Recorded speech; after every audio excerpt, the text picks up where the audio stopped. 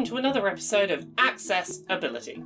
It's a show on YouTube where I talk about the video game industry, accessibility, and representation. Basically, how can we help more people to play games, and more people to see themselves in the games they play? When it comes to discussion of accessibility in video games, largely what we do as an industry is talk about accessibility on a game-by-game basis, because accessibility tends to vary game by game. Even things that in other industries would be standards, such as subtitles, have no standardization here. You cannot guarantee that any given accessibility feature, no matter how common or well understood, is going to appear in every game for certain. While the overall industry has been trending in a really positive direction the last couple of years in terms of more studios making more of their games more accessible, right now, even the basic stuff isn't a guarantee, and that's a problem, because if we're not getting the very basic stuff done consistently, how are we ever going to reach a point where the more complicated, the more niche, the more difficult to implement stuff also becomes reliably occurrent in the industry? So today, on Accessibility, we're going to be talking about standardization of accessibility support in video games. We're going to talk about some of the things that are already being done in this industry in an attempt to standardize certain parts of accessibility, some of the very basic things that should really be standards by now and that we need to push to see made as standards, and some of the things that we can learn from looking at other forms of media and how they handle standardization. A big thank you to Ian Hamilton's tweets about the CVAA, which were very helpful when putting together this episode. There will be a link to Ian's Twitter in the video description, as well as information about the discussed legislation. Let's start off this episode by talking a little about some things that really feel like they should be accessibility standards in video games at this point, but are not yet. When it comes to video game subtitles, there is no obligation for video games to include subtitles of any kind, and those that do contain subtitles are not obligated to implement them in any specific kinds of ways. There is no requirement that subtitles in games include speaker tags to denote who is speaking, or that they include an option for description of non-speech audio that is important to the plot. There is no requirement that they be of a given minimum size, or that they're presented against a background to increase their legibility. When we look at TV or movies, for example, many of these standards are enforced by bodies such as classification boards, or Ofcom in the case of UK broadcast TV. For example, in the UK, if you play a licensed song during a TV show that is subtitled, and it's not in the background behind speech, you are required to include any lyrics being sung as part of your subtitles.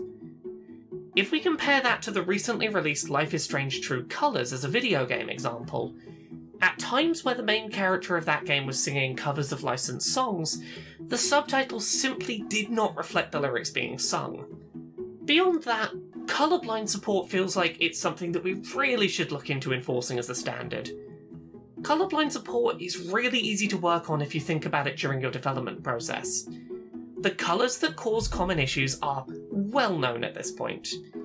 There are programs that you can use to quickly see a representation of how your design might look to a colourblind player, and EA recently released a patent for other developers to make use of that will automatically generate filters designed to help create colourblind-friendly modes for games, which can help get your game considerably on the right track to being more accessible for colourblind players.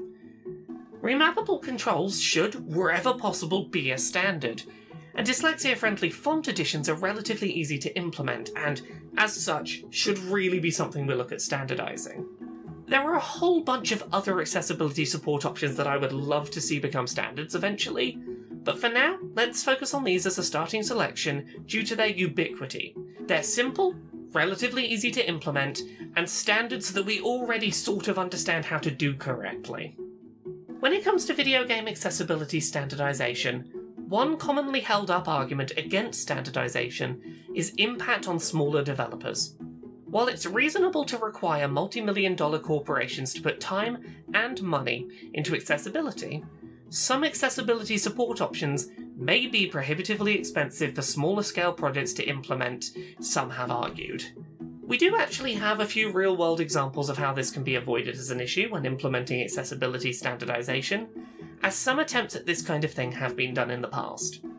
Back in early 2019, the CVAA, the 21st Century Communications and Video Accessibility Act of 2010, which covers standards for enforcing communication accessibility in the United States, dropped a series of long-standing exceptions afforded to the video game industry under their legislation.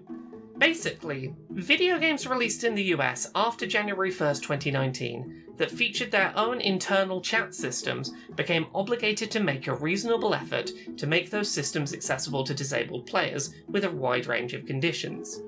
Players with no sight, no colour vision, no or limited speech, or no hearing need to be considered, and if reasonable, accommodated for.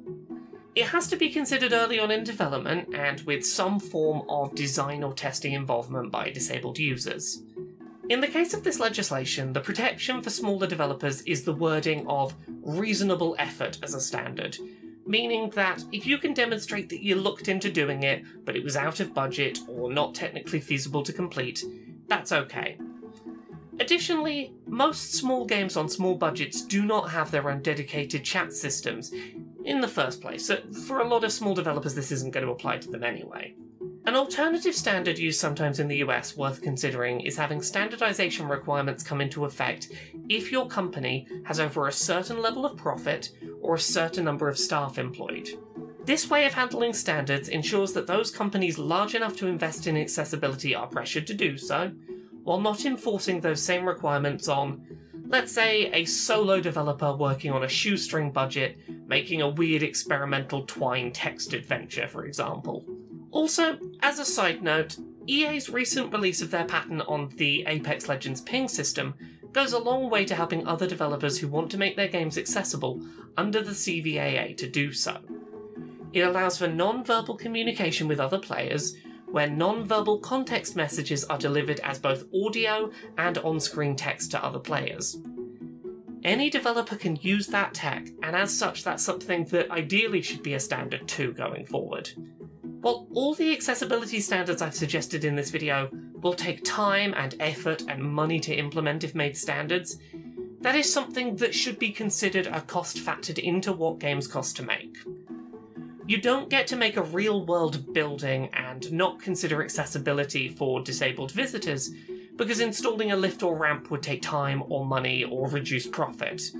We recognise as a society that it's important we make the effort, because disabled people should be included when we design things. While for the time being I am excited to see more game developers and more games pushed to be more accessible, I really think that the next big leap forward for accessibility in our industry is going to be when we get standardization for, at the very least, the basics. It's not going to be easy to achieve. A lot of the big publishers don't see eye to eye, and getting them to agree to anything, much less regulation and standardization, is going to be an uphill battle, but I think it's what we need, because this industry isn't going to move forward and be more reliably accessible until we get a lot of the big players on board with committing to some standards. There is no reason that our industry cannot be implementing proper subtitles that adhere to consistent standards. There's no reason that our industry can't be looking at the colour palettes it chooses and thinking about how those are going to impact colourblind players. There's no reason that our industry can't be looking at alternative fonts that might be easier to read than their fake fantasy script that, yeah, it's fitting for the menu, but it's maybe not easy to read. This industry is making more money than it has ever done at the top end, and the fact that none of that is being funneled into making standardised accessibility is a real shame and something our industry should be disappointed about and working towards. Video games are becoming more and more frequently accessible, but until that accessibility is reliable, our industry is not as accessible as it needs to be.